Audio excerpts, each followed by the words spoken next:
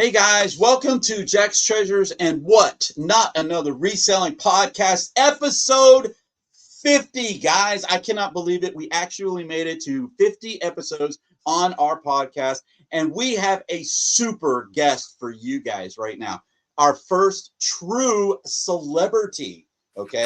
Our show Our show is all about the live side of reselling. We don't edit because I'm super lazy, and we have no filters, no fluff. We want to keep it real, and we don't want to do any sugarcoating on here. Just an honest conversation about the truth about live reselling. Okay. Our guest today is none other than Tucker and his family from TuckersTreasures. He is a full-time reseller on Whatnot, and he's an amazing, amazing young man. And I cannot wait for us to get to the question parts of this. But Tucker, go ahead and introduce yourself very briefly, and then we will get started. Okay, I don't know how to go briefly, but go ahead. Hi, my name's Tucker. I say that every time. I don't want to say. Oh, you got him starstruck. You got his head too big. You said, anyways. Thank you for having us. Congratulations on your 50th.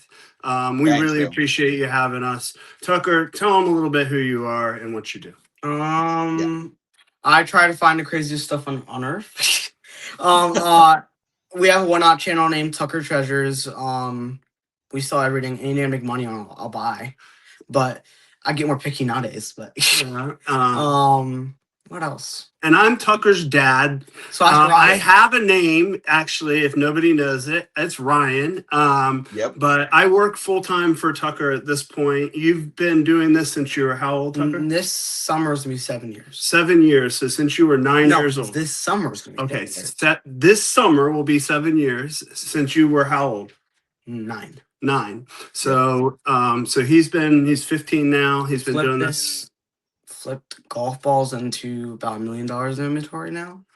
But we have one question for you. We're going to talk about that one too. We have one question for you before we get started. You can grill Tucker to death. We have one question for you. If you've been to our show, what's the question you think, Tucker? How many times did he get fired? How many times is he going to fire me during this show? What do you think, Jack? I mean, Brian. Sorry, I said Jack. It's okay. It's all right. And people call me Jack all the time, and for the longest time, everybody thought that's what my name was. I know it's Brian and Tracy. It is Brian and Tracy. Yes. Jack, I'm fired already. See, I've already been fired once. My guess is going to be 3 times on this, and it'll probably be when we get to the we really want to know segment, and a couple of times during the Real Talk Q&A. All right, lock those numbers in. The over/under is 3. Over/under is 3. Yeah, all right. Shoot. So our first question is more of an icebreaker question before we get to that. So I'm about to blow his head up just a little bit more. How do you handle being a super celebrity in the reselling Whatnot world? I don't call myself a celebrity, personally. Okay. He doesn't call himself a celebrity, but yet I have pulled up that I'm going to be sharing with you guys news articles written about Tucker. As a matter of fact, I'm going to go ahead and pull one up right here. There we go. This is it right here. Let me get to the top of this right there. Oh, there's Tucker. Okay. Let's see. 14-year-old boy with learning disabilities becomes entrepreneur who makes up to $5K an hour. Not a celebrity. Okay.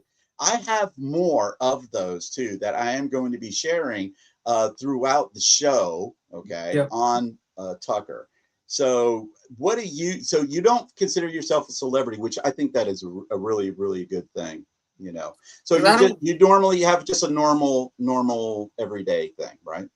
I get on school. I have school, but it's like only a couple hours a day. And then so basically I wake up at like 8 or 9, get up, get on school, and the rest of the day's business. Now, are you still homeschooled or do you go to online school? It's online school. Okay, online schooling. Okay. 2 hours a day? Yeah, it's about 2 hours a day. And he does we use actually the business started as a school and is how he started learning. And that's actually really how the whole business really started was him learning about stuff. So, but yeah, your head doesn't, it's a little big sometimes. It gets a little inflated, but I used to always say, I still say this. I said, Tucker's the best kept secret on the internet. Because he doesn't have a YouTube channel. He doesn't love creating content. And you can't go to social media and find him, but I do a few posts. I gotta wait, hold on a second. You said you can't go to social media and find him? No, you can. You can. No, but what I'm saying is he doesn't have like a YouTube channel. He doesn't love to create content. Right. He doesn't love to create content, which is good because it lets some of us hear that there we go. I think that's Tucker there, right? I do have a big video coming. Yeah, he will. He will. He does say he's got a big video coming out, a couple big ones, but huge. Here we go. There we go. You got his text. His text number is right there. Email. All of this stuff right on here is all Tucker's. Right. That's your dad's. So your dad set this up. Yeah, I don't give people my number out on purpose. Okay, well that's a good thing, and I actually do. But if you've ever seen my shows, you know I'm doing that for Stop Soldier Suicide. A lot of people know that that's one of my biggest things is to help soldiers. And so I have done that in the past. But yes, Tucker does have some media presence. And if he starts doing YouTube, I might have to quit. So because I think everybody will flock right over to him. I've been interviewed on YouTube before. You have been interviewed on YouTube before? You've been interviewed you on a lot of places. Daily Refinement. That was your first one when you were 9. Yeah. Oh, wow. Okay. I do know of them. I don't know them personally. Yeah, that was the first one you did. Wow. All right. I definitely got some questions about YouTube because you mentioned in one of your articles that you watched some YouTube followers. Who were the people that you watched before you started your eBay account? Cincinnati Picker is the first one. Okay, Commonwealth so John, Picker. Kevin. My favorite one I watched later on was Part-Time Pickers. Okay. Really good. And then the one I used to be like, wow, how do you find this at a yard sale and a estate sale was Ready, Set, Resell. He's the best picker I would tell you. Well, I think it's super cool too. How their YouTube followers grew. You were watching Kevin when he had 2,000 less than 2,000 followers. I remember you wrote an email. I helped you write it to John, Cincinnati Picker. I remember that. And you remember John wrote a handwritten letter back that we still have from John, and it was like, "Hey, I'm thinking I want to start an eBay business. You inspired me to do it." So, every time we go up to Cincinnati, and I thank John for inspiring him, and Kevin, same thing. I mean, I remember I reached out to Kevin because he's not too far from us. Oh, he's about 2 hours. The other one I knew had a few thousand followers who does toy reselling now was Froggy Flips. That was another Froggy Flips. Okay. Like 5,000. You used to watch them all, Josh. You watched Tornado. I really like. He's a great dude, but I really like him. He's a really good dude. I met him. He's really nice. But he even said to me one time, he's like, "I make more money on YouTube than selling items." It was very interesting. Commonwealth Picker said it. But for me, I like watching videos that are really hard. They're more like Commonwealth Figures, like more Tupperware kind of guy. He sells Tupperware. Josh is more like thrift stores, stuff. Right? But Ready Set Resell is a actual extreme picker. I learned about Hanes underwear and diapers from Part-Time Pickers. As an example. Right. I learned about those things. He used to go to thrift stores and buy Hanes underwear. I'm like, wait, what? This is stuff I'd throw away. I used to learn on Cincinnati Picker. I used to learn a lot about sporting goods. That's why I learned a lot from him. Yeah, I mean, and I was shocked. Like I reached out to Kevin, and I mean, Kevin Kevin's cleared his schedule, and I love Kevin, and went picking with us during COVID, and like the first time I outpicked him, the second time he got me back. Yeah, that's true. and he loves picking with all them and picking their brains and learning. I mean, it's always been about learning for him, and the reselling community, the whatnot community. I can't thank them enough. I remember I met. We don't get here. He doesn't get to where he is without the people that we named and about 100 more. The other one I remember I met, it was not a YouTuber, but Mr. Buys a Lot was somebody I met really early on. And I went to his warehouse and I was like, wait, what? This could be me. Yeah, you're like, I want to be, this is who I want to be when I grow up. I remember he told me that at 10. He's like, this is what I want to do for the rest of my life. I'm telling you, you're well on your way to surpassing, you know, a lot of those folks. And it is an amazing thing. Here's an amazing fact for you. I've been on YouTube longer than all of them. And nobody has ever watched our videos. Tracy and I have been on there for close to about 15 years. We have been putting out content on there since we've been buying storage units, but we never really did a lot with our videos because we never took them all seriously until last year. And that's when we started to take them and stuff like that. But, it's amazing. All of those guys you mentioned are all just super good people and great role models also. I love Craigslist. Craigslist Hunter, yeah. Craigslist Hunter, amazing. His parrot, Pete. Yeah. Pete, he's amazing. I love Pete. And it'll be fun to meet back up with all of them next September. I'm glad they're doing that. So yeah. Okay, we're going to do our question and answer sections. This is where we're going to ask some tough questions of our guests and hopefully gain some knowledge. Okay. Our first question is our same question that we have basically asked almost everybody. And it's one of my favorites because I love getting started questions. This one says, your profile says you've been reselling since age 9. What got you into reselling and sourcing being so young? Golf balls in the river. Golf balls. I would say golf balls basically changed my life. Go ahead. I'll be honest with you. I was about done in my life for a really long time. I was about ready to end my life, and I went in that river and I started finding golf balls with my friends, and I started to be like, wait, I could sell these. So one of my friends was actually a big golfer, and he's like, you know, these sell. You should look these up. And I said, okay. I looked them up on Google. I'm like, these do sell. These sell very well. And I don't know anything about golfing. I mean, I can tell you everything about golf balls. I don't know anything about like golf clubs or golfing. I don't golf. Right. You know? But I was like, wait. Like literally, I would say I sold 10,000 golf balls that summer. And out of the river, right? And it was like I kept like gathering them. I'm like, wait, I could sell these on Facebook, and they went crazy. I had a line out the door every day selling golf balls. You know, they would. I still have customers to this day who buys golf balls from me. 6 years later.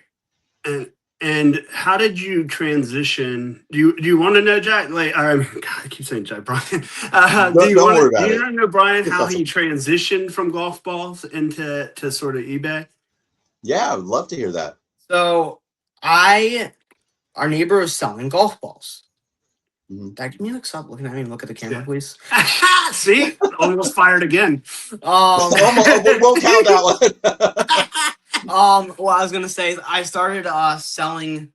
I was at a yard sale in our neighborhood. I saw him selling golf balls. I was like, I don't have to clean them. They're not dirty. They're free money, you know. So I started selling them. Not cleaning them saves me a lot of time when I don't clean them because that I used to hire my friends clean them. I used to hire people on my bus and say, "Hey, I'll pay you 10 cents a ball if you can go find these golf balls." And of course, one of my friends said, "Oh, I'll sell them on my own now," but I don't care. But I used to do that. I used to pay people to find golf balls. You know. And what age were you at doing this? 9. 9 or 10. 9. Yeah, he 9 was to 10 9. years old, and he's hiring his friends. Oh yeah, I'm hiring my friends. I'm saying if you find this bucket, these kinds, I'll pay you this kind for this one. If it's a 4-piece ball, Pro V1s, I'll pay you this. If it's hitaways, I'll pay you this. I'll take them all off your hands. And I'll sell them. And I used to hire people to clean them. I used to do all the cleaning ones was really hard. Finding them was easy. Hiring people to find them. And then after that, I bought equipment for golf balls. So I bought equipment like kayaks, golf ball grabbers. I bought certain grabbers for certain friends. Like I would do all of that. And then I transitioned to a yard sale and my neighbor's selling golf balls. And I was like, wait a minute. I could go to yard sales and buy golf balls. So let me go buy golf balls at yard sales. I said, Dad, can I buy golf balls at yard sales? He thought I was crazy. You thought I was nuts. And we didn't do any Facebook like yard sales. We didn't know about any of that. We just drove around, our area. And we're like, wait, I got a bucket there. Found a bucket there. I watched Antique Roadshow since I was 9 years old. You were watching Antique Roadshow when you were 5 years old. 5 years old, yeah. Antique Roadshow, American Pickers, all those things. And I grew up at auctions because my dad used to do refinishing furniture. So he used to like buy a bunch of pieces of furniture and then flip it at a flea market, like a flea market for furniture, like Luckett's Flea Market, if you know what that is. No, but but yeah. I have been to Virginia, but I haven't been that much into Virginia. Berryville, I was in Berryville. So yeah, I was like, wait a minute, I could, and I saw all these antiques. I remember I saw like 1800s 10. And I was like, let me think. I can sell that. It's $1. I can put that in 20. I filled my room with cool stuff, and I'm like, what am I gonna do with this? My dad hooked me up with a booth with a friend who does like refurnishing furniture and decor, and I started selling antiques in that booth. And then I got invited to flea markets, and then I got invited to all these things. I would do a couple $1,000s, and I finally felt like I had confidence. I knew what I was talking about on it, but I didn't feel like I was an idiot. I felt like the dumbest person in the world. Like I dropped out of school when I was like 9. So that was like my like pride and joy. And what was crazy is I literally was doing a couple $1,000s at a flea market, and then I got bored of Antique Roadshow. I got bored of American Pickers. And I was like, let me think, what can I do? I went to YouTube one day, and I started seeing these guys. I was like, this guy is selling trash for more money than I can sell my antiques at. Because the antique market started going downhill. And that's when the market started going downhill. And I started being like, this stupid stuff is like diapers and underwear and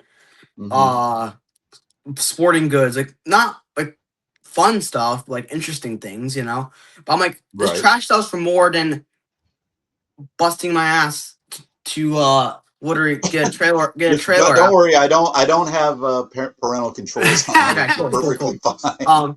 Getting a trailer out and then move the stuff I'm selling and then set it up, and then COVID hit. Everything's gone. Yeah. Right.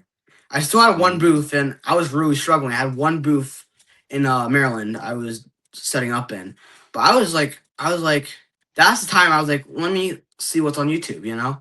I see these guys selling stuff. I'm like, wait a minute, this trash sells for more than me trying to set a booth out, do all this work for nothing. Right. Like I'm spending more time setting those booths up and setting this stuff up. It's not worth it. Right. It's not worth it. It's I will say, keep your overhead the lowest you can be. Yeah. So he comes to me and you say, what? I want to do eBay. I want to start, and I say, I don't even know. And I'm thinking like, okay, whatever. It's a joke. Oh, I have the quote. Hold on, I have the quote. Let me get that quote up here. Okay, because I do have that quote because I did see that.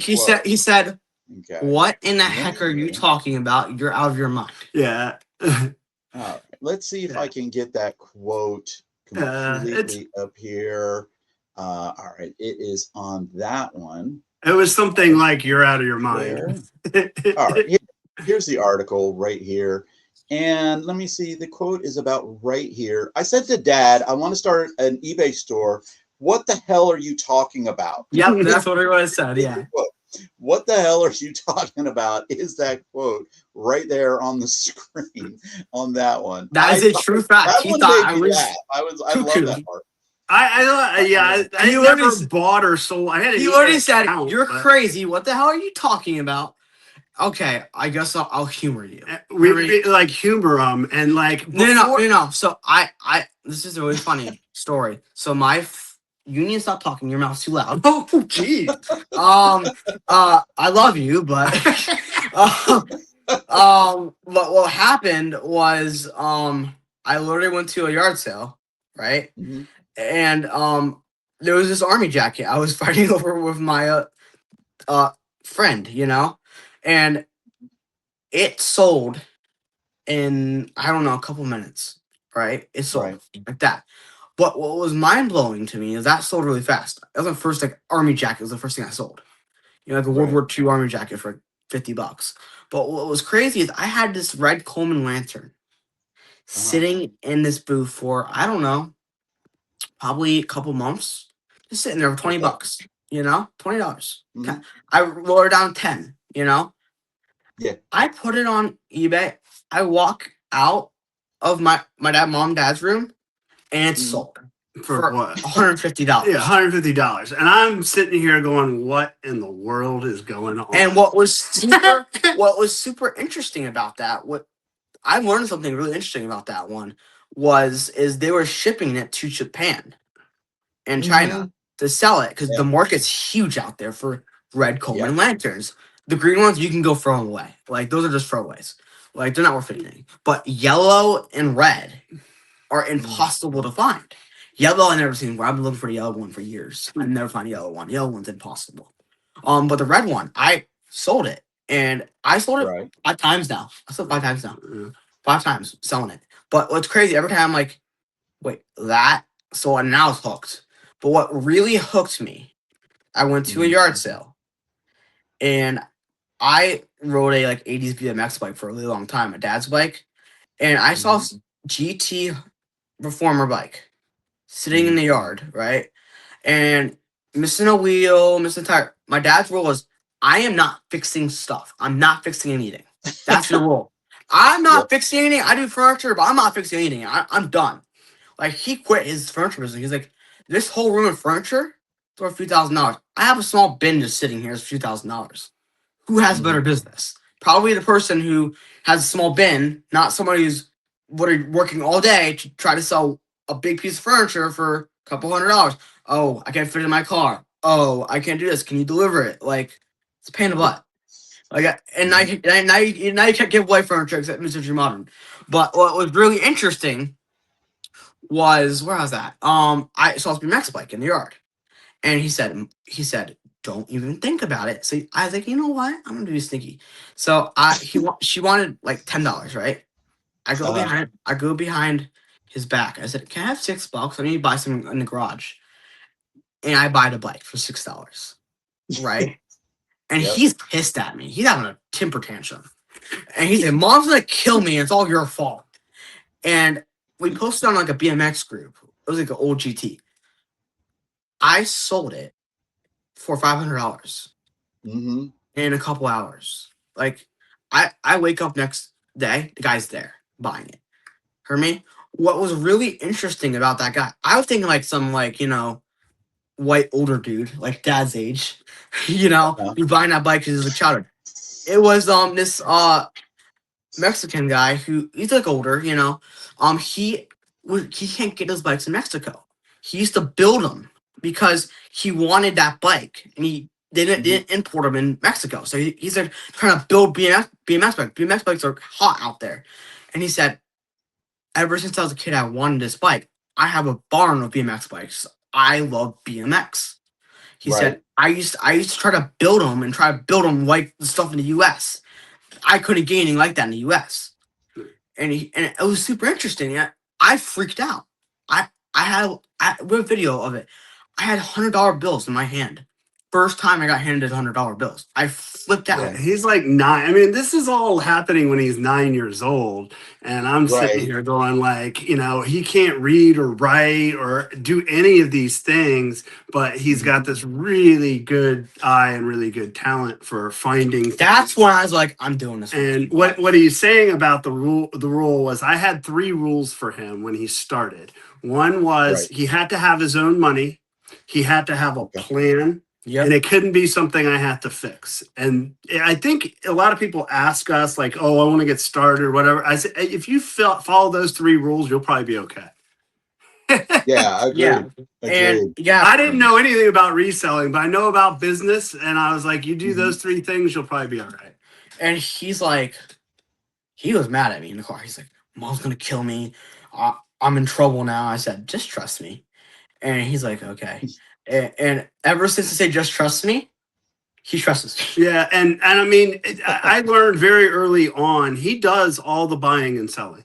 So that is legitimately true. There are occasionally I'll get involved in a deal. The only thing you get involved with is coins and cards. I know coins and cards very well just because I collected them when I was a kid, but I really tried to let him do his own deals.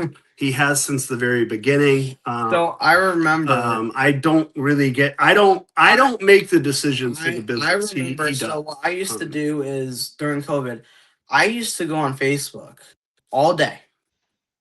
I wake up at 6 a.m. I get up and I work to 10. Right. I'm just looking stuff up all day. I'm Google lensing stuff. I'm comping it. Oh, I want that. Okay, pick me up. And I used to tell Dad. So during COVID, everybody doesn't have yard sales, so they put in a curb. So I used to put curb alerts on, and I used to go, Dad, drive right now. We need to go get this Lego collection. Dad, right now, go get this. And I remember I just kept flipping and flipping. And I was probably 10 at the time. And what was crazy is I was like, wait, what? And then what was getting crazy is I have $10,000 research now of just researching stuff. Like I wake up every day researching stuff. Every single day researching stuff. Like, and now I don't look crap up anymore because of whatnot. I get more lazy, but I'm being honest. But lazy, you're 15 years old, and he says that, and I'm sitting here thinking, going, oh, I get up at like 8, 9, 10 o'clock, and I do a show for a little bit. I sell like 8 things for $2, and I'm excited. And he's over there going, yeah, I'm looking up $10,000 items and stuff, and I love it. No, I have 10,000 hours of research.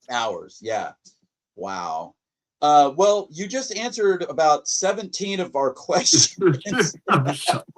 No worries. Because one of our questions is what's the very first thing that you sold? And you said that was an army jacket.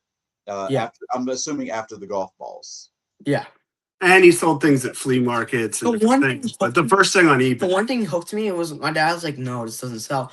I had like Clone Wars, Star Wars. Like Clone Wars, Star Wars goes crazy. And at the time, Dad's like, why do you want these? Like, that I'm so mad at myself, kicking myself now. There was tables of Lego and Star Wars, like out of print, I bought a bunch of it. And I bought a Clone Wars, Star Wars there. And he's like, haha, you're going to go play with them. Like, you're a kid, you're going to play with them. I'm like 10 years old, right? You were 9. 9 at You the hadn't time. even started eBay. So. Yeah, and I listed them on eBay. You just started eBay. I did over $1,000. Yeah. Over $1,000. Yeah. Like, Yeah. and I spent $10. Yeah, his first month on eBay was several thousand. Okay. His first month, I didn't think anything would sell. Right. I mean, he hit the 20. He had his first year on eBay when he was 9. He hit the 20,000 mark where he had a 1099, and I was like, I was like, what in the world is going on? I didn't think anything would sell, Brian. I had no idea. If I had my son in the room with me right now, okay, we would literally be reversing you and Tucker, okay. My son says the exact same things to me all of the time. He goes, why are you listing that? Nobody's going to buy that. Why are you doing that? Nobody's going to buy that. And then I turn around and I sell it. And he's like, why are people buying this stuff? They can get it online for free.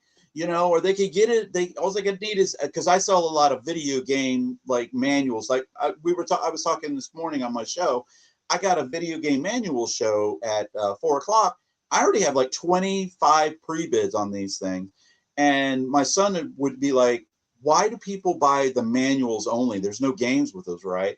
And I'm like, "No, it's just the manuals." And then he'll say, "Well, how do you sell the games?" I'm like, "Yeah, I sell the games." He goes, "Why? All they got to do is go on Xbox Live and they can get it for free." I'm like, "I don't know, son, but people buy it." This is really funny. This is a funny story. So I was at a yard sale. My dad, we picked up a stack of Pokemon games, DS games, and he's like, "These are not going to sell. Totally not going to sell." Oh my gosh! And then I went in the trash can. And I went in the trash can and I took all the video game cases too in the trash can. They're going to throw away. So I took the video game cases, sold them $50 pieces. Like, wait, what? And then I literally sold, it was all Pokemon, high-end Pokemon DS games. $200, $300. Sold. And I'm like, wait, what? We could tell stories. He could tell stories all day, though. All right, let's get. No, I gotta find mine because you said Pokemon, and I got a pre-bid. This is one of my pre-bids. I'm trying to get a selection right now.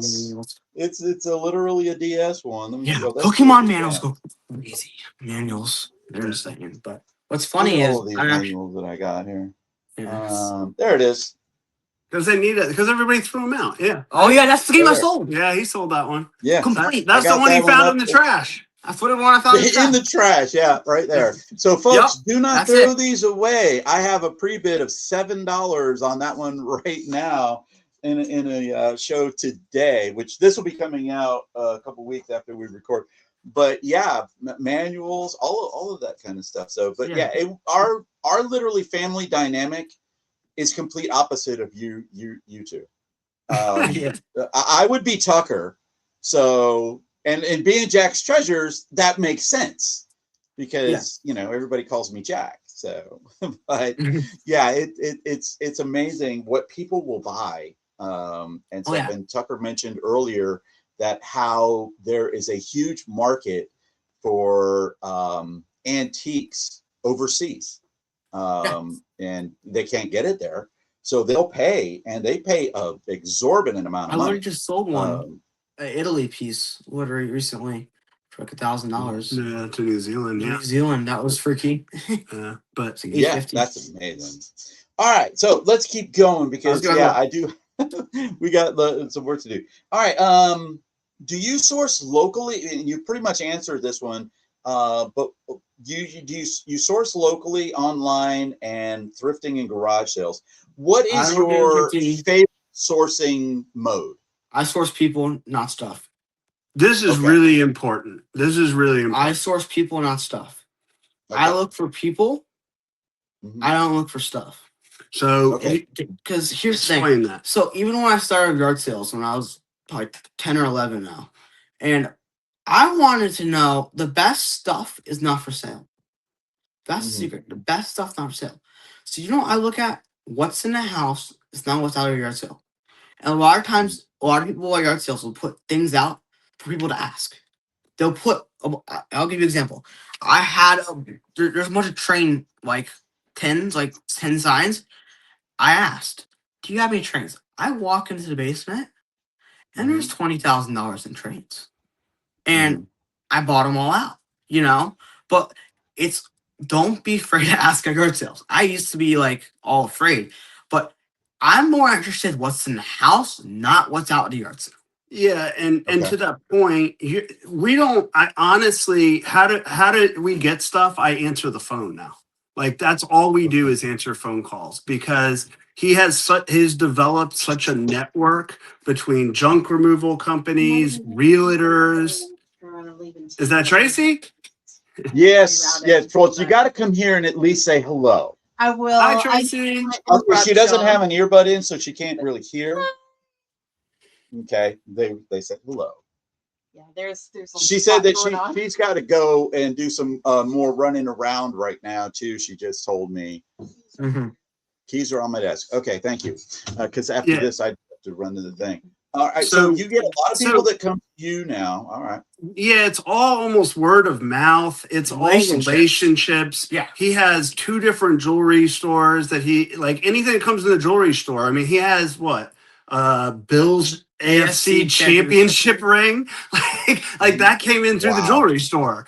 And so it's literally all I mean, yes, he still loves to buy storage lockers. He still loves to go to yard sales. He was private. He loves it, but most of it is all relationships. Like, I mean, he's doing a huge comic deal, and they're gonna hook him up with a deal, and it's all relationships.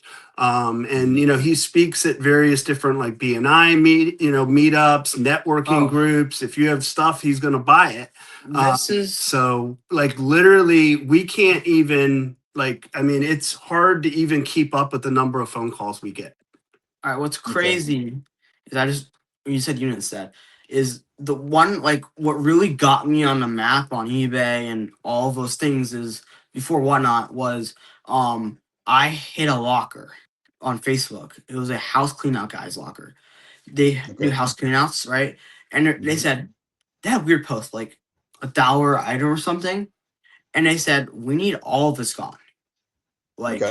And it turned out to be they cleaned out a antique store they're running in their house.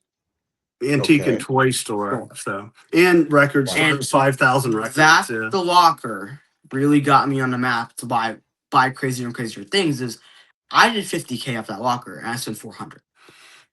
And that's when I'm like, wait, I pause and I'm like, all right, now I'm really on the map here. I wish I could sell Whatnot now. You wish Whatnot was back then. That's before Whatnot.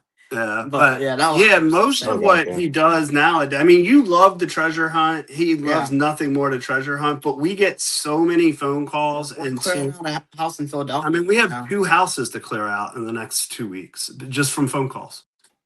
Oh wow! Okay. And I mean, these houses had what? I mean, the one came out with, I don't know how many pounds of silver were 100-ounce bar. 100-ounce bars of silver were coming out of this house. Oh my God. Yeah, I mean, it was crazy. So like that, I mean, and there's literally just phone calls. Like, hey, we've got some stuff. Can you come check it out? Do you know, I'll say what really got me on the map was actually a seller on Whatnot. Was Early Bird. He really got me on the map here because Corey invited me to a big competition. And it was a ginormous competition. Like it was before is what I mean is storage wars, And what happened is it was like Early Bird said he lives in Richmond. He's pretty close by to us. If you know who Early Bird is, Richmond. He lives in Richmond, and he said, "I'll teach you how to run fast." And he said, I only had I have 50 minutes, right? And I was doing postcards. I was trying to stay low profile. And I kind of gave up. I was like, there's only 5 people in my room. What should I do? I'm like, I don't know how to run, I was not ready. Right. And then he came up and said, hey, can you want to be this competition? I said, okay, sure. And what literally happened was he said he taught me how to run fast, how to run fast and faster items.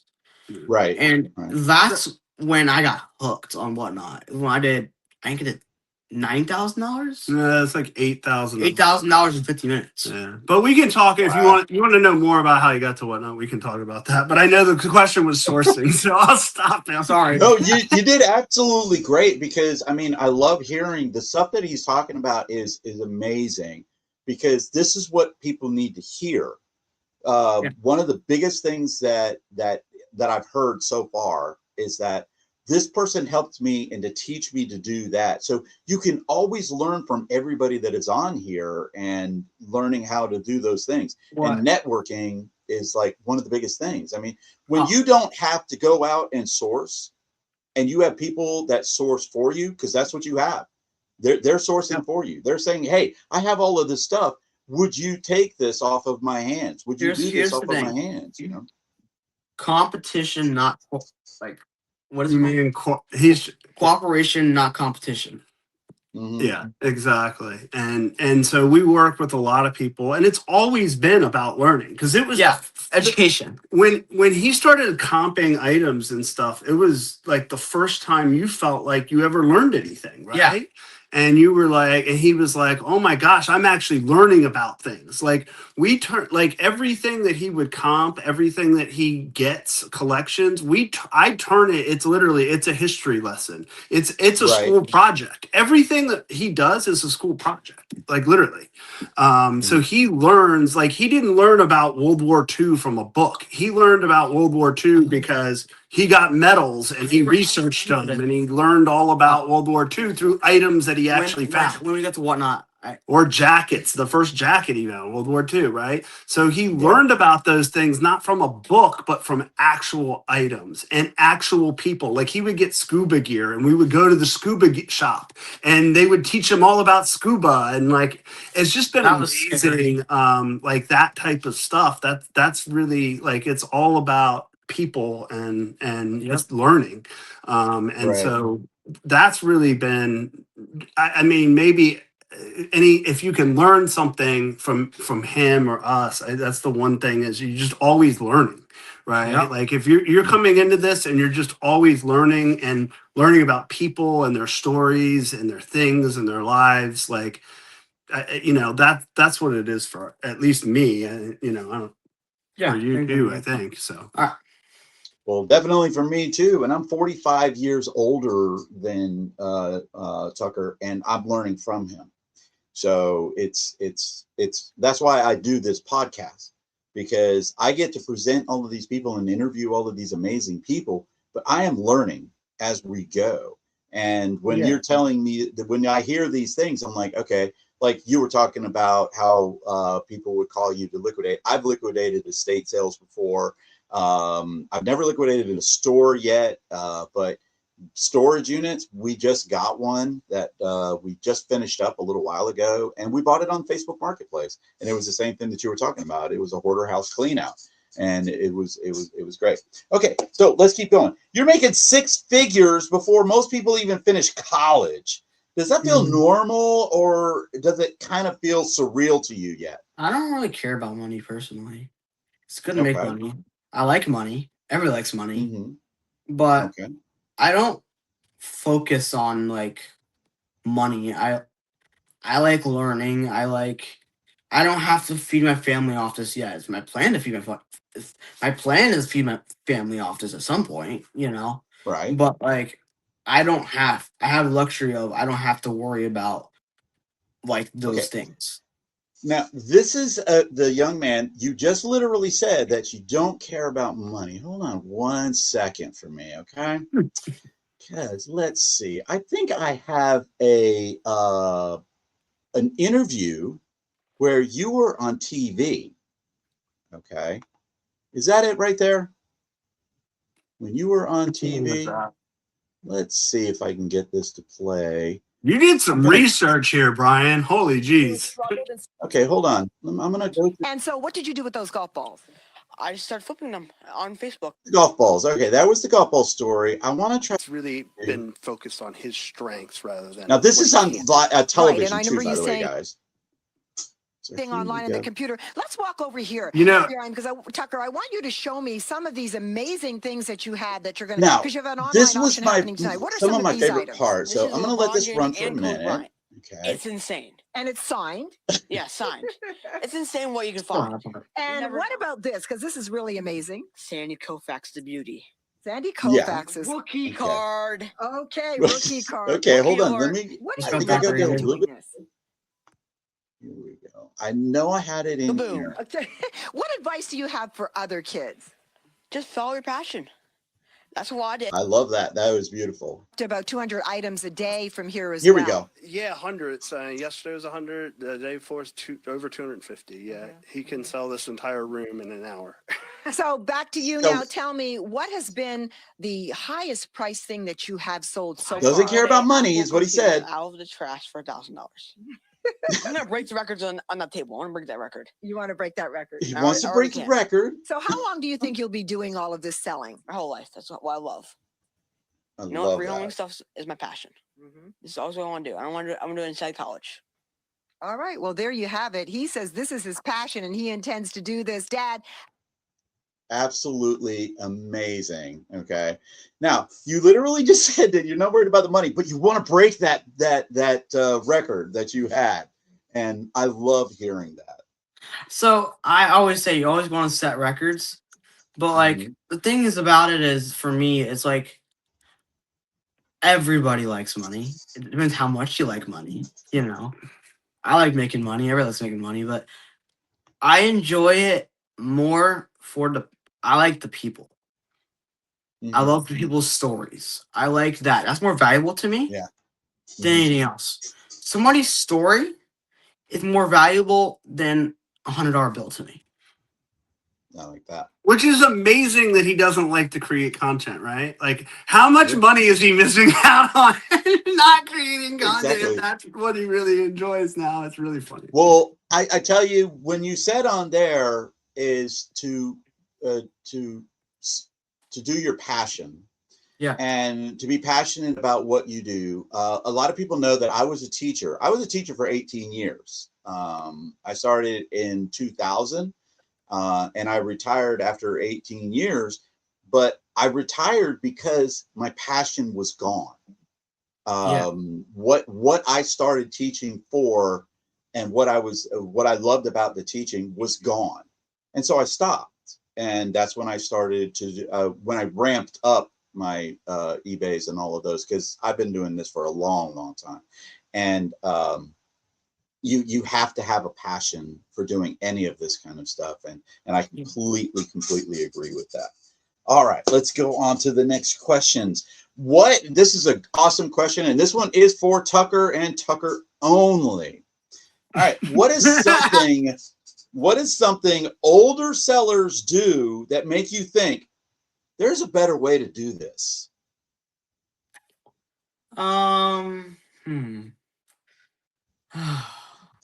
One drives me nuts is this is not older, this is younger. Damn it. I'm the opposite. People drive me nuts when people, I don't know. It's a hard one. Okay, I got one.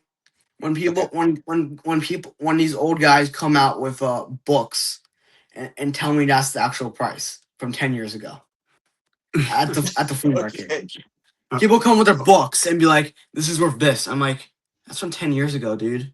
But I actually, but they're not sellers on whatnot. They're not sellers on whatnot. Older sellers on whatnot. This is what I'm trying to stop to do. What was I gonna say? Chat. You stumped them. You stumped them. Chat. Older sellers do that, or younger kids? No, I don't know. I don't know. I think I've seen the older sellers do. Storage Cart does it. I knew what he's talking about. Are you serious? I love Storage Cart, but I don't know. That's a hard one for me. Okay, I'll let you off on the hook on that one. I'm so glad that you didn't say something about selling CDs for $2 because he was in my show earlier today. It's fun. It's funny. He had, how many CDs do you have? About 50,000. Half of them are signed. And he's just like, oh, I can't do that. I can't do that. It's interesting because like when he first went on Whatnot, you couldn't even be on there for an hour. Like that was his attention span. His attention span was so short. Like he couldn't even be on there an hour. Like he's like, oh, if it's not like the craziest thing in the world, I don't want to sell it. So maybe he needs to learn from the older folks because you make more money selling CDs and posters than you do gold bars. Yeah, it's whatever the money that you have into it. I can't think of one. Well, you stumped them. You stumped them, Brian. Awesome. All right, let's go on to the next one. Did anyone not take you seriously at first because of your age? Always. Just normal. Really? Okay. People don't believe me. Uh-huh.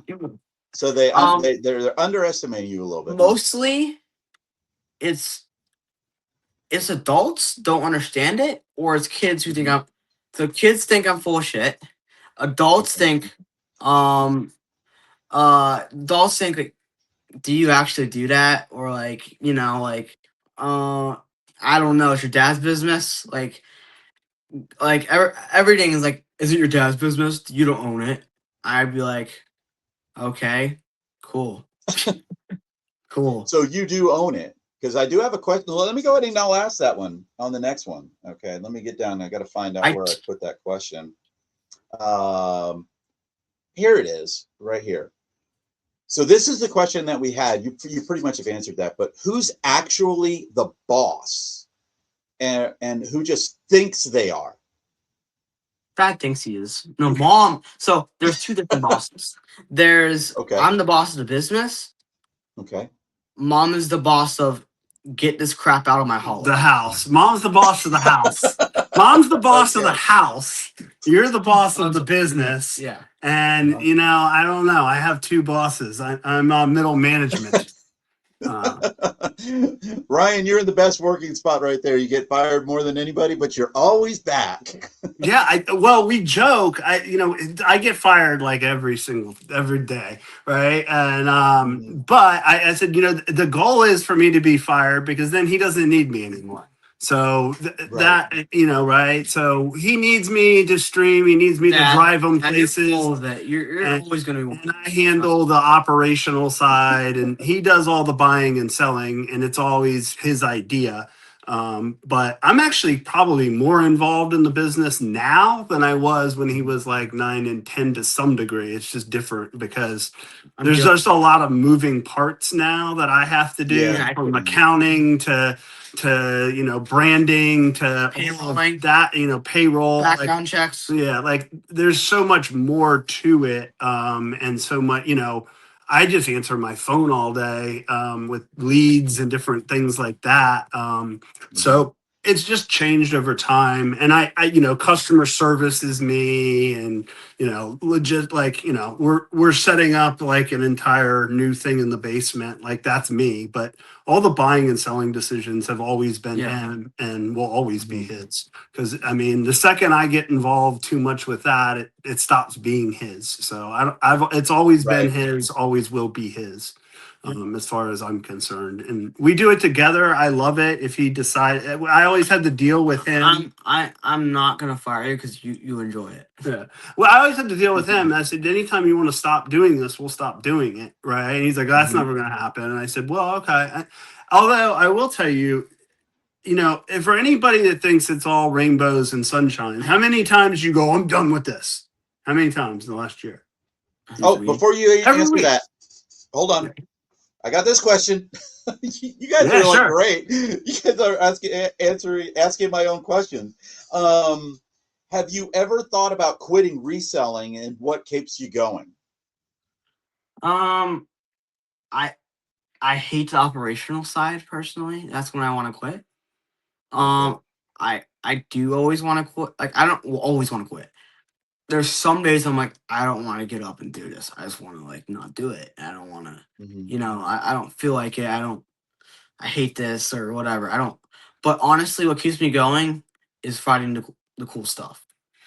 Okay. Yeah. Finding crazy stuff you're never gonna see ever again, and then selling it at $3 and hoping somebody know what it is. I just don't think it's the logistics stuff, and having to deal with dad that's a pain in his butt and tells him to clean things up and to do this, and why are you selling that at 5 seconds sudden death? That's when he wants to to quit. But it's like anything. He's not really serious. It's like at the moment, and then he goes, oh, okay, wherever that. Because here's the thing. What's the next thing I want to buy, and the next thing I want to sell? I thought about it before. What else would I do without this? Nothing. Yeah, there's nothing he's ever wanted to do other than this. So, right. Even though he gets really frustrated with things sometimes, and with me, because I'm a horrible employee. No, the difference is you overthink it. I simplify it. That's 100% true. And I think I'd be interested to hear that from you and Tracy, which is, I'm much more analytical, much more, I was an accountant. I was very much like, you got to have a plan. You have to have, like steps, processes. He's just more, I'm buying this, I'm selling it. I'm buying it, I'm selling it. Right. I'm much more methodical. Like, how are we going to do this? How are you going to maximize, like, all right, if you're going to sell that, we have to think about the shipping plan and how we do that and all these steps. I'm the simple. And he's much more, he's like, you overthink too much, just sell it. I'm simple thought. I simplify stuff. You overcome. Yes. So, I think you need both in every business. He needs me to keep him honest but he drives the business forward. I make sure it doesn't fall off the tracks. Does that make sense? Gotcha. Oh yeah, definitely. And me and Tracy are the same way. I'm, again, just like you, Tucker. I'll look at something like this big Hello Kitty plush back here, and I'm like, man, I could sell that thing for probably $15-20, and Tracy the very first thing she'll come out, she goes, you really want to ship that? Yeah, that's exactly. Big enough? So Tracy's me and you're Tucker. Yeah, exactly. And she literally said that to me. She said, no, let's just take that to McKay's where I can flip it and I can make just about as much money, and I could turn around and buy something small and ship something a little bit smaller, because I'm getting to that point in my age and in my career where I want to do smaller as opposed to big things like this. Or I'm looking over here because I have a bunch of cookbooks, because one of the things we got in our big locker sale was cookbooks. And so I said, you know what, I'm going to go ahead, and I had an avenue to get rid of them. And I said, well, let me try Whatnot first, because I don't see people selling cookbooks specific. So I said, let me do something. And I've run through, I think I've done now 7 shows, and I run the gambit of anywhere between a couple $100 to $400. And then I do the breakdown of the numbers, and I'm at about $70 an hour. And I'm like, I'm good with that. $60 an hour, I'm good with that. Because I wasn't going to make that if I took it to my consignment store. I would have made a lot less. But it's one of those things where I don't want to keep doing these. My boxes that I got to ship today, as a matter of fact, 3 of the boxes weigh over 25 pounds. So I got to get all of those in there, and I'm older. I'm not 15. If I was 15, I'd do it all day long. All right, let's keep going, because now I'm complaining. Did that one. What's the most you've ever... Go ahead. I was about to say, now you're me in the business. Yeah. Well, right. It's that little part of working smarter, not harder. Dad, get on track. Yeah. What was it? Sorry, I interrupted. Go. No worries. What's the most you've ever made in a single live, and what did you do right that night? Ran a gold coin for $1. What was your biggest? 21,000. 21,000. 21,000. 21,000. Wow. And that's how in long a was that show? That's in an hour and a half. 21,090 minutes. Wow. Yeah. I just hit that record recently. Tremendous. I just broke that record. You just did? Yeah. Did that? That was amazing. You won. That was Whatnot Mania 4, I think. You won Whatnot Mania 4. So, and then with that number. Okay, so that was like a raid train or an event. Raid train competition to see who could sell the most in an hour. He won that competition against the biggest sellers on that in the storage category. Yeah, that's 21,000. Awesome. I know Noah Baller is one of my friends who we've had on as a guest, and I would pop in his shows, and he's doing $15,000-$20,000, but he's doing it in 3, 4, 5 hours. And I'm like, wow, it's absolutely flabbergasted me that people are doing that. The most that we've done is, I think, about 1,300, and we did that in 20 minutes. That was on one of Paul's raid trains. Okay. Time spotlight. But I'll say this about that. It's 21,000, but as far as how much money he actually netted from that right? One or two times. There's I guarantee you there's shows that are less than 5,000 that he netted probably more off of those shows than he did off of one that's 21,000. So I am so glad that you said that, Ryan, right there, because people need to misunderstand that. understand that. Right? You know, I mean, you know, if you're running, you don't get gold coins and silver bars and you know, that stuff's not cheap, right? What I was gonna say is Noah got me started on this business too. Yeah, Noah's been a great supporter. I love Noah. And we're in Noah's competitions all the we were in his we were the first one to ever run in his competition, actually. We were the first one to win his competition. Tucker won his first competition twice, actually. So that's awesome. That is awesome. You know, he does a lot of competition sales, like to see who can sell the most. Dad. What? Let him ask more questions. Okay. All right. I'll shut up and let you ask more. No, I want you to explain a little bit more on the fact that you made $21,000, but and Tucker, I thought I think I was hearing you saying that you made about $2,000 to $3,000. No, I probably. In terms of like profit off of that, I don't know exactly, right? Like I don't know the exact profit margin on that show, but silver and gold is not. Yeah, I mean but that's what I'm saying. It's a few $1,000s, right? Like, you know, I mean, there's no way he would have made more than $5 off of something like that because it was a lot of gold and silver. It was a lot of, you know, really high end. It was a graded 1 ounce gold coin. Yeah, like there was, I mean, you know, you're not making 50% profit margins on that. So, you know, there you go. Right as opposed to, you know, you might have a poster show or, you know, a toy show where it's $3,000 or $4,000, but that, you know, is also almost the same. You know, you might only have a few $100s into something like that. So exactly, and that's one of the things that I talk to people about is they'll say, "Well, why do you run your show when you make about $1,000?" I said, "Because I clear $1,000." I said that's my profit. I've already made my profit on other sites with stuff from when I buy a storage unit. Like I bought a storage unit for like $1,000 the other day. I made $3,000 on the items in the storage unit on eBay.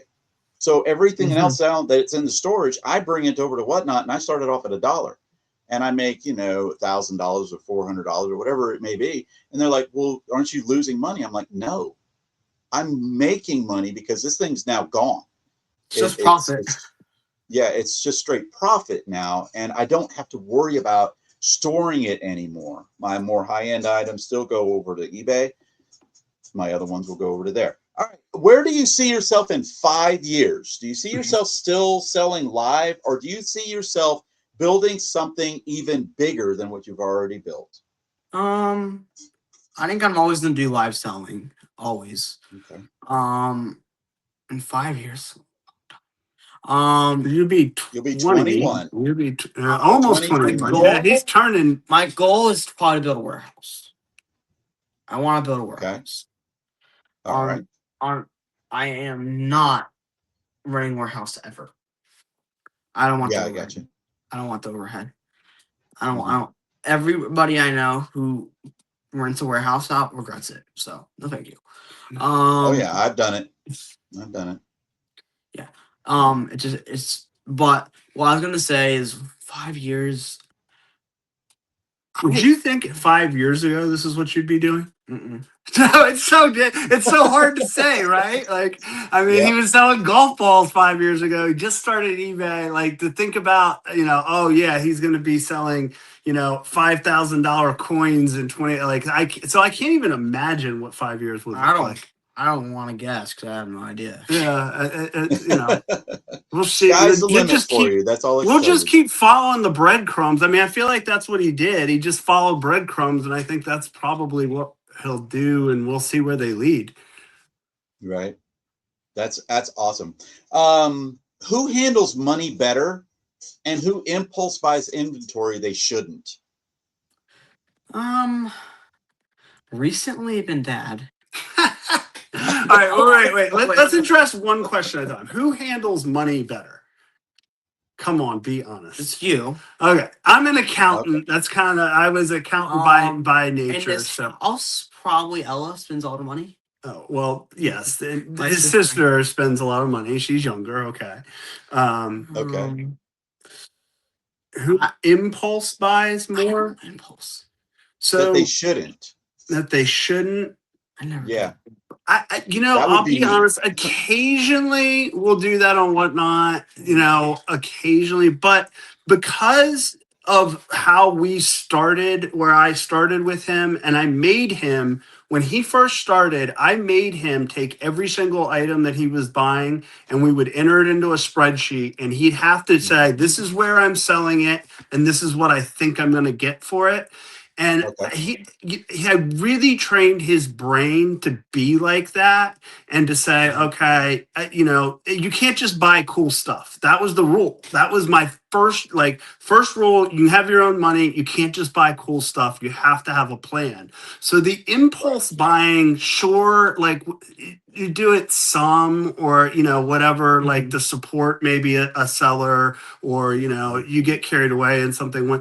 But like, for the most part, we're pretty methodical, because that was instilled in his brain at like 9, and I come from an accounting background where it's a business, right? And it's, you can't just buy cool stuff. And so I think that was, there's got to be a reason and a plan for everything. And so if he has a reason and a plan, we have no problem. So we try not to do a whole lot of impulse buying, but I don't know who does more of it, or, Recently, even, I bought a couple things on an impulse buy or whatever, but it's not really our style. It's weird. You've been buying more Whatnot than me. Yeah, I don't normally buy anything on Whatnot, quite truthfully.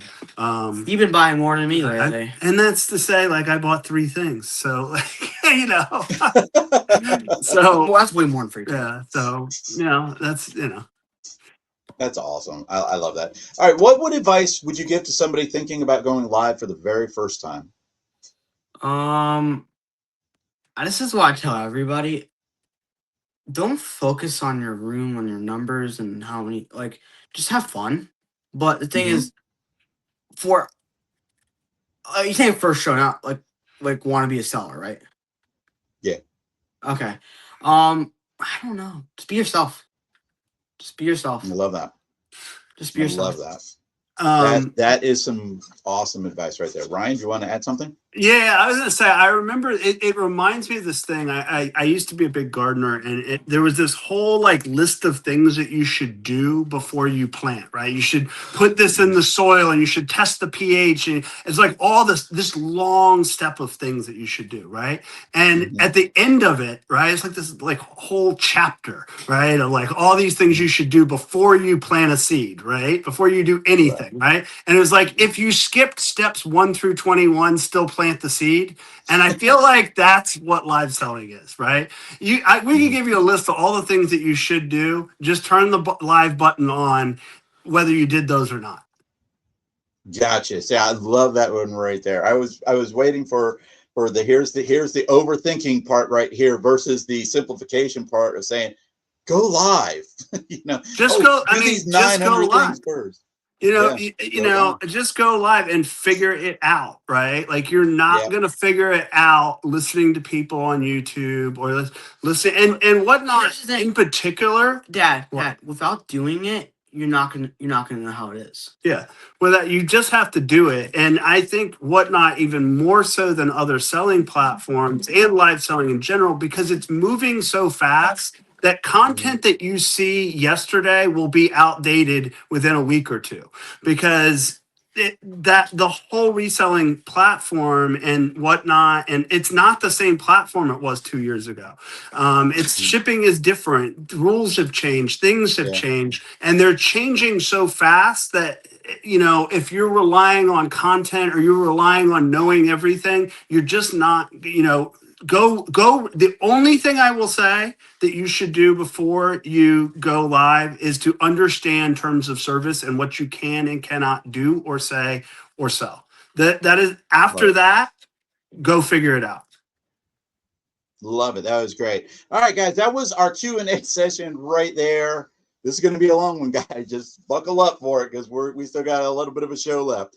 This is our What's Up segment. We're going to be talking about stuff that's going, that's what's happening now in live reselling in general or reselling in general.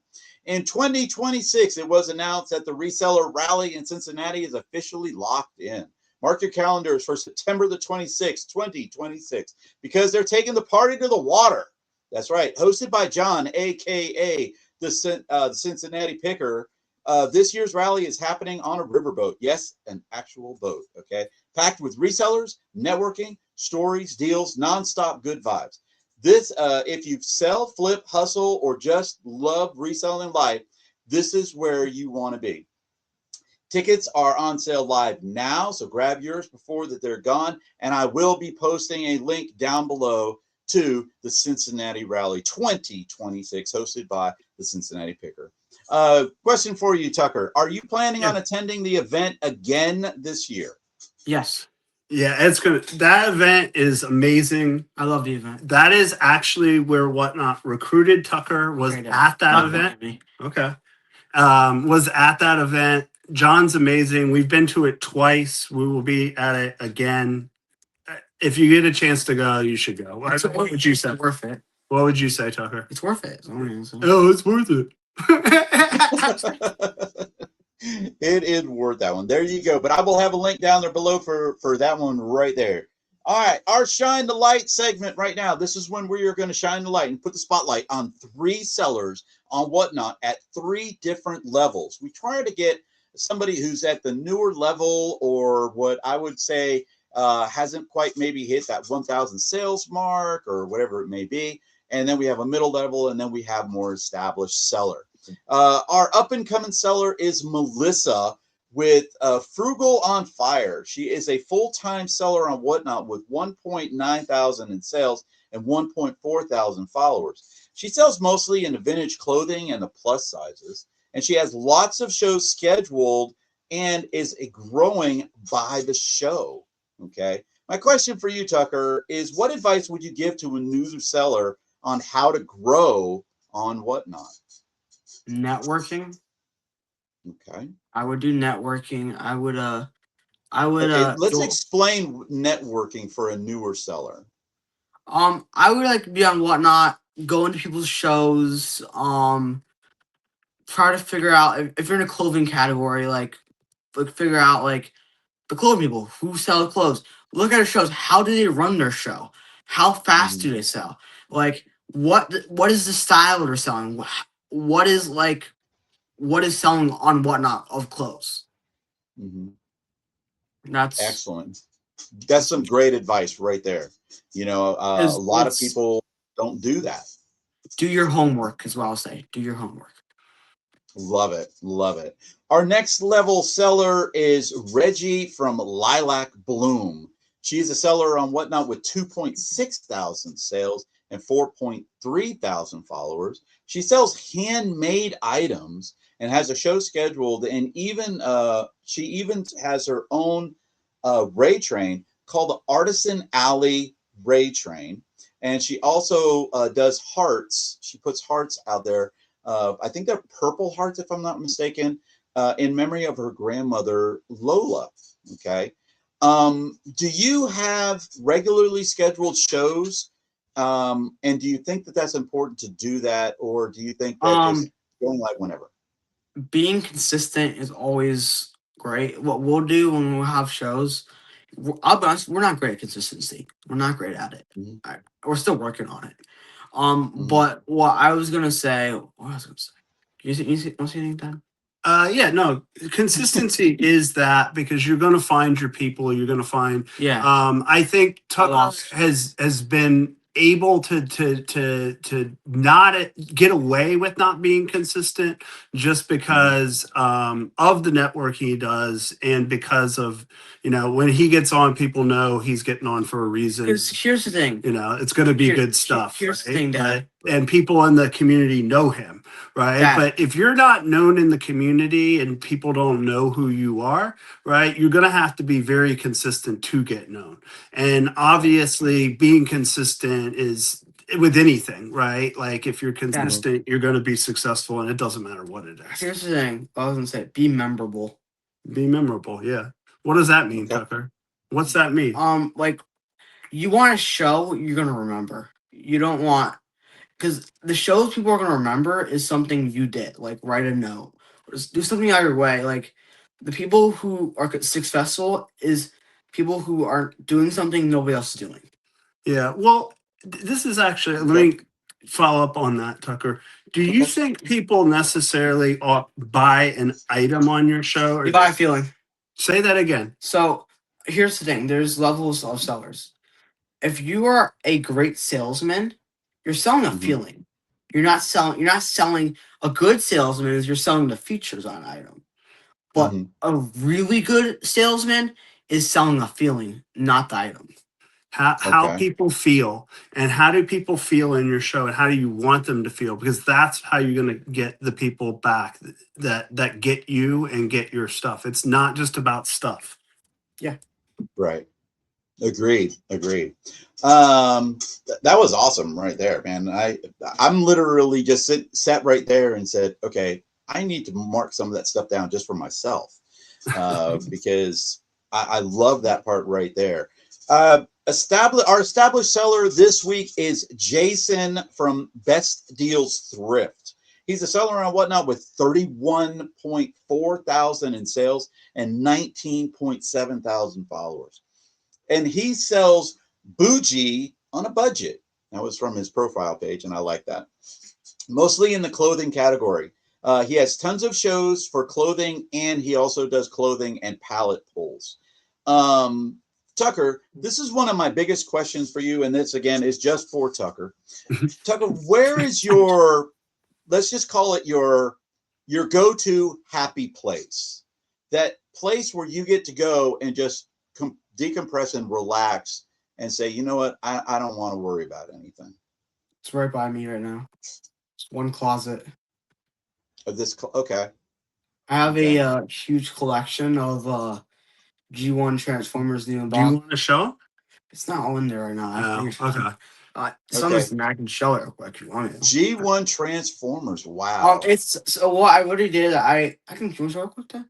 Yeah, he can go real quick. So he has it right next to him. It's just an entire nostalgic closet that he changes out of all toys that he can go into. And so if he ever stresses, he could just come in. How do you change the camera? How do I change the camera? I can't. No. I don't know how to do it. All right, no, just put it back. It's all of this. Oh, wow. Okay. I have more ones I'm going to make you big for a second. Megatron sealed.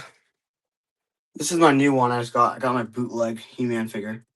This is my original sign from the flea markets. And then I have the one of the first items before eBay was a fan I restored. So yeah. So this is kind of his happy place. But it's crazy. There's Scary Glow. I have Scratch somewhere. It's my TMNT figure. It's like your happy place, right? Yep. That's it. River is also your happy place? Yeah. That's why there's some stuff in there. But, yeah. I love that. Oh my gosh. I gotta hook you up with my friend Jimmy, Old School Flips. He loves Transformers. Yeah. We know. Oh, we know Jimmy. Yeah, Jimmy's awesome.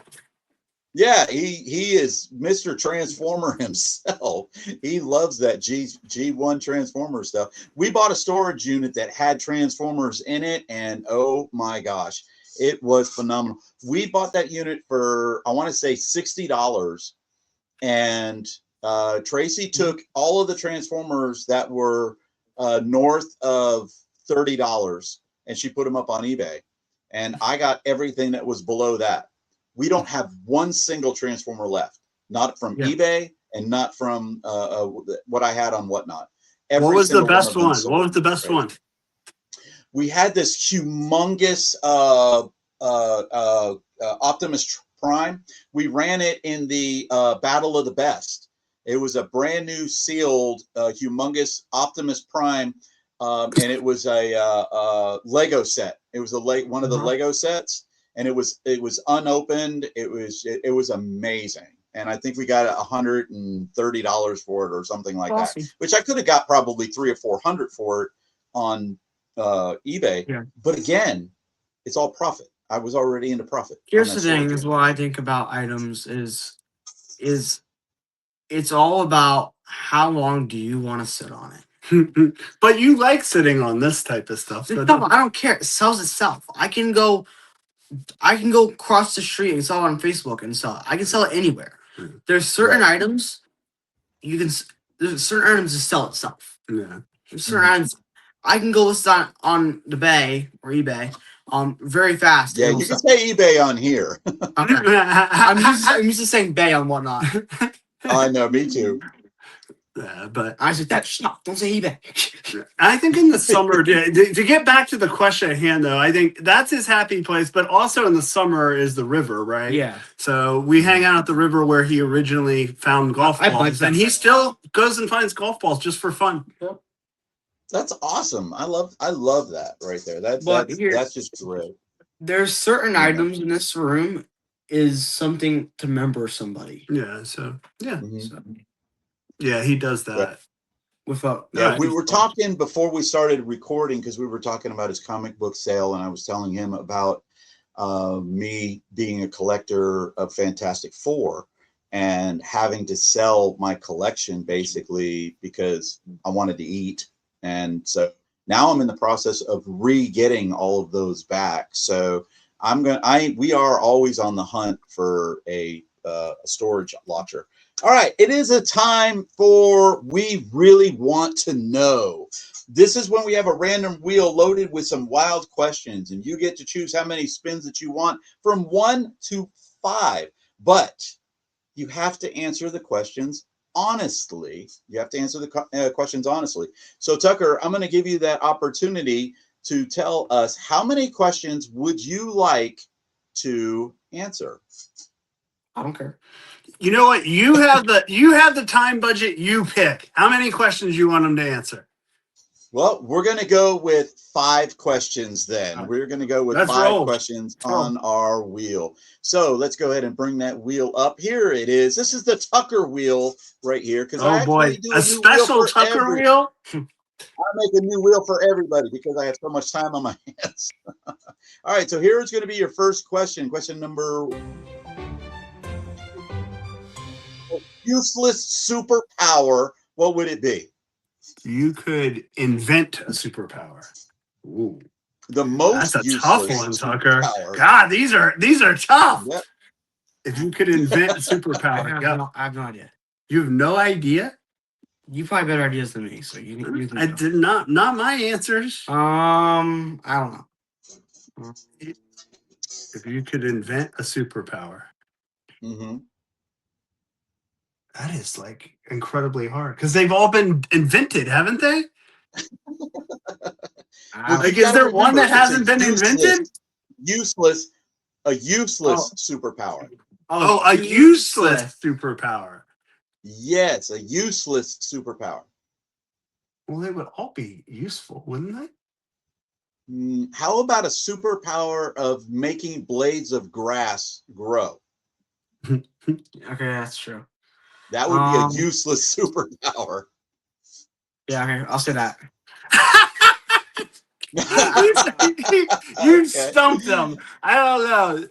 I stumped them twice. You stumped them, Brian. Twice. Okay. You have stumped him with a question. Let's go ahead and hide that one right there. I will tell you if I had to answer, my superpower would be I can't get fired. My useless superpower. That's a hell of a superpower. All right. I can't get fired. Spin number two. Hopefully we don't stump you with this one. Let's see. What do we got? Oh, okay. I think that one's going to be a good one for you. All right. If your business had a mascot, what would the mascot be? A T? No, like a animal or like a. Like TuckersTreasures, our mascot is the cat. Honey badger. A honey badger. I love that one. So that is awesome. A honey badger. Okay. Let's go to question number Why? Because the honey 3. badger doesn't get. Did you catch that? I've seen the video. And you did say it. I do not have parental controls. We didn't say it. We didn't. He didn't say it. Honey badger don't give a shit. I love that video. I love that video. I don't know if I can pull that one up because of copyright. But it's a nickname of mine's. I will put the video up of that, or I'll put a link in the description. It's so good. What's your dream item to sell someday? Tucker the car.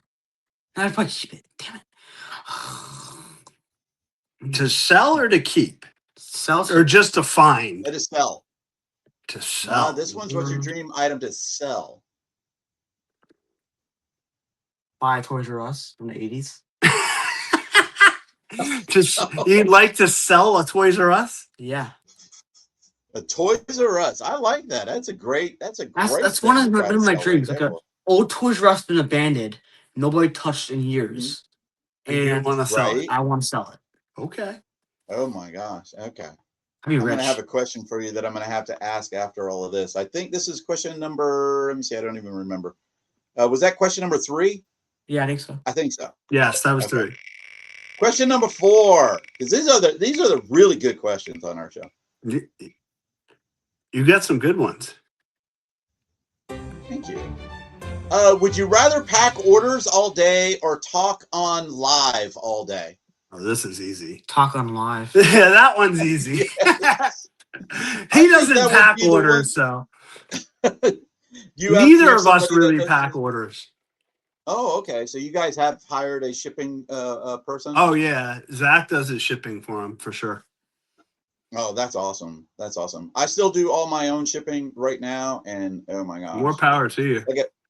It is difficult, but I don't do the volume that other sellers do. That's the one thing. Okay, our last question for it. I got a really special question on there, and it has yet to come up.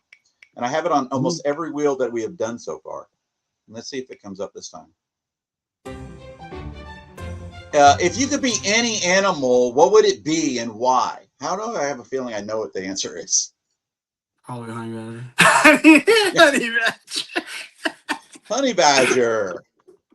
Okay, and why would it be a honey badger? So I remember I used to play rugby, and my dad's rugby friends just call me a honey badger. I would just not care. I would just not care. I'd be like, honey badger don't care. Yeah, and because everybody in rugby, there's always a nickname, and my nickname was Honey Badger, and I love it. So like that's like my like if I'm angry, so I'm gonna go watch the Honey Badger. That's great. Such a great I'm gonna link that YouTube video down and here. that goes to don't care what people say online. Just don't care. Just don't care. Right. Tracy just today was telling me, she's calling me right now.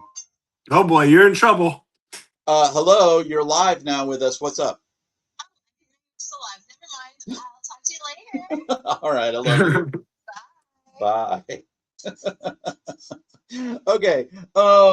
That was awesome. I love those questions, and I do watch that video. I will if I'm in a. If I didn't have a particularly great day, I'll sit down. Yeah. I throw up that video and I chuckle at it.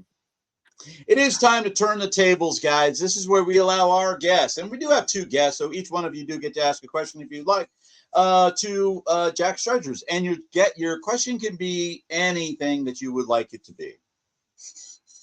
Do you want to ask, or do you want me to ask? You have 2 of them. I don't have any. You don't have any questions? Mm-mm. Okay. All right. I got so one. Boring. I'm sorry, Tucker. I'm so boring. I'm not boring. I've got one. All right. Okay. I got 2. How about that? All right. Let me start with the first one because Tracy's not here. It's not fair for the other one. All right. Yeah. What was the most surprising answer you got today that you were surprised to hear from Tucker? And or what was the most surprising thing that anybody has said on one of your things? You're like, oh my God, I can't believe that. I don't know if I can repeat that one. Okay. Probably. There's nothing he hasn't heard. No, it's not that. I don't want to get the person in trouble. Oh, okay. Yes. Yeah. Okay. I will let you know. We had a guest on here one time, and I don't edit.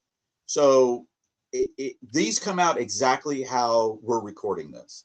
And he sort of gave away a little bit of an insight into something that he does business-wise that could be construed as underhanded. And I was like, oh my God, should I edit that out? And Tracy and I were talking about it afterwards, and I was like, I don't know if I should edit that out. I just don't know. And I said, well, the person didn't say that it was an out and right what it was. So, but it was definitely insinuated that way. And I said, so I'll go ahead and leave that one in. But that was one of the things. It was something that was very, very questionable on a business practice that you would never do. People just, they don't do that. They don't do that. And I don't know if he said it specifically the way that it was, but it made me very uncomfortable. And I was like, this is making me uncomfortable, so I can't imagine. I don't even know what it is. It's making me uncomfortable. Yeah. It's still there too. It's still there. And as far as today goes, oh my gosh. I think one of the first, I will let you know, the most surprising thing that he actually said was that he had a sister. I did not know that you had a brothers or sisters. Is your sister interested in reselling also? Oh, no. I could pay her $1 million. She would say no. Yeah, he's tried to get her involved. He did fire her from the golf ball business when she was. She's not born. Okay. And there's a whole story there. She's younger. She's 13. Completely different kid. Completely different kid. We have there's a whole story about her starting a business too, and that's an amazing an amazing story too. Actually, people don't know, but they're so different in that respect. Every dollar Tucker ever made, he put back into the business. When she would spend every dollar before she even made it. I got you. Yeah. So. I got you. So yeah, my that would be a. Yeah. And then my other question for you is, and I wish Tracy was here. So this one is, did you have a question before I ask the second question? All right. My other question is, what do you all fight about the most? Like, what do you all disagree about in reselling the most? Disagree on reselling the most. Well, there's two things that Tracy and I will fight over almost all the time. And it's when I do something wrong with shipping. Like, let's say if I pack an order up and then like 2 days later, I'll get a response and I'll say, oh, I got the wrong hat or I got the wrong item. And then Tracy blames me for the whole darn thing. And yes, it was my fault. And I sit there and I said, you act like you've never made a damn mistake ever. Okay. I am sorry that I did that and stuff like that. And then she'll say, this is what really makes me mad. She'll say, well, I guess I'll have to start watching all of this after you. And I'm like, oh no. No. We don't play that game. We don't play that game. And so we'll have arguments about that. Sometimes during a live, she'll do, we do something that's called a price fall. And I don't know even how I got started doing that. I just came up with the idea when I went into a Walmart one time. And you know how Walmart's got the rollback? And I said, well, obviously I can't say rollback, but how am I going to make this sound really good? So I said, I tell you what, I'll do price falls. And I'll say, okay, a price fall is you buy one item, the next item I run, I'll drop the price down. Okay. Well, she'll do a price fall on an item that is like, and I know it's like a $20 item and I have it up there for $5 and she drops the price down to $1. And I'm like, Tracy, I got a room of 7 people in this room right now and only one person is buying. You do not do a price fall down to $1 and when only one person is buying, that's not an auction. That's somebody just stealing it from me. And so we will argue about that occasionally. Shipping's more expensive than the dollar sold. Yeah. Oh gosh, yeah, exactly. And so we definitely do have our differences, because you got to realize right now, Tracy is 90% eBay.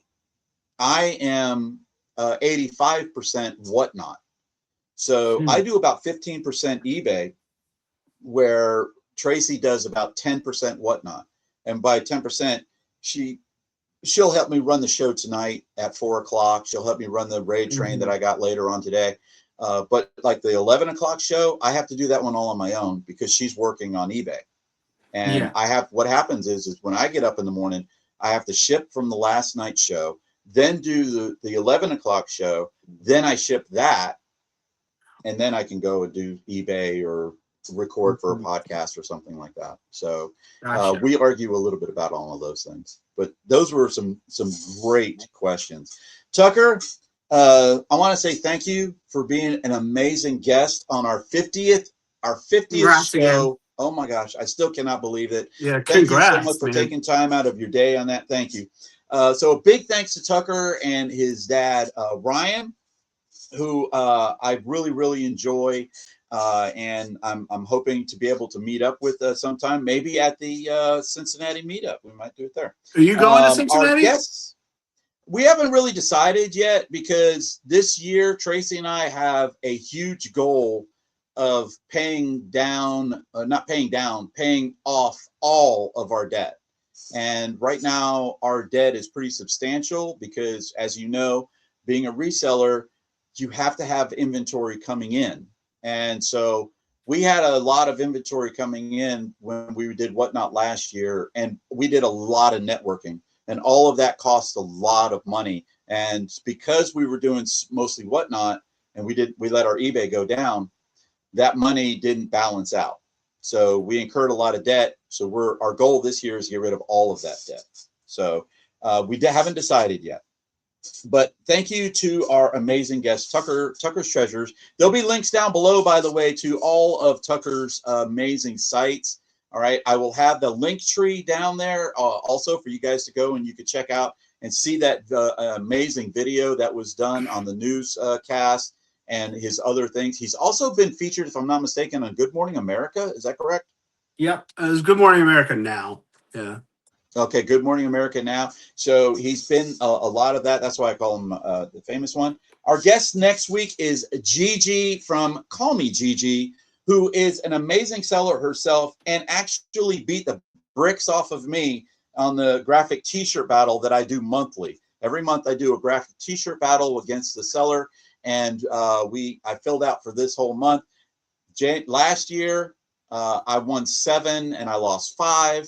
And then at the end of the year, we did a special show where I battled everybody, and all of the proceeds went to Stop Soldier Suicide. So Gigi battled me in January, and she beat me. This month, I am battling the Gumby Man, Ken the Gumby Man. So Gigi will be my guest this month. My last question is what can viewers expect from Tucker's Treasures? Do you have any upcoming shows and or goals? We're having a huge. We're gonna be in the baller comp coming up, and then we'll be in Whatnot Mania, and then we're having a huge TMNT Teenage Ninja Turtle collection we just hit.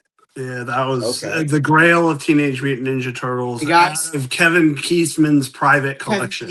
Kevin Eastman's. It's all original artwork. Over 200 pieces. The guy spent over $40K in the collection. Yeah, so we'll have that show, and then right now we're just restructuring the basement so that we can go out and sell and continue to do more shows, because he's got 2,500 square feet of stuff that we need to move.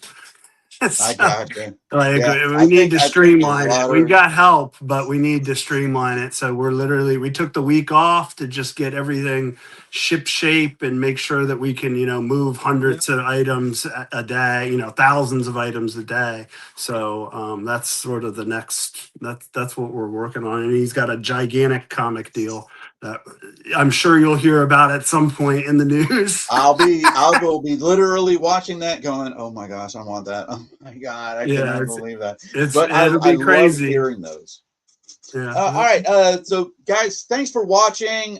Please leave a comment down below and let us know what you guys think about what we really want to know, the spinning wheel. If you want to have any questions that you want to add to the spinning wheel, go ahead and leave it in the comments down below. Help us out with Stop Soldier Suicide. 22 soldiers a day on average are committing suicide, and that is an atrociously high number.